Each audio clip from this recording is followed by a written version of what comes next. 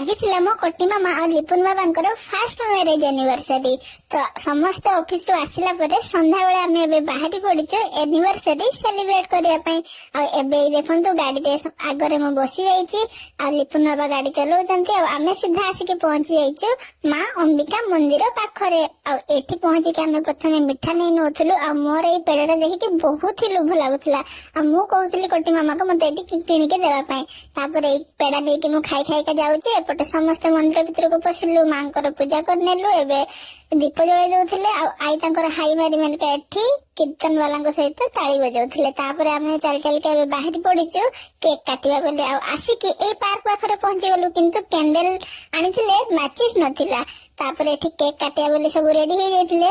Finally decision नेले कि एठी आ केक कटा होबनी माने हमर 5 मिनिट रे सब बेले मेनू जागा सब किछि चेंज हुए। तापर पुनी केक भर्ती करी चल चल के एठी पुनी बाहरी पड़िलु आ रास्ता रे भोक लागुतला जे तो आगे जाई के समस्त खाई नेले आ तापर खाई खा सारी के बाहरी पड़िले बे घर को। आ रास्ता रे एठी देखंतु केक काटिया पई ठिया हे पड़िछु मामा तांकर रेडी कर दोचंती। आ एठी लिपुन बाबा कोटी मामा केक काटुचंती आ मु किंतु कहउतली हैप्पी बर्थडे टू यू।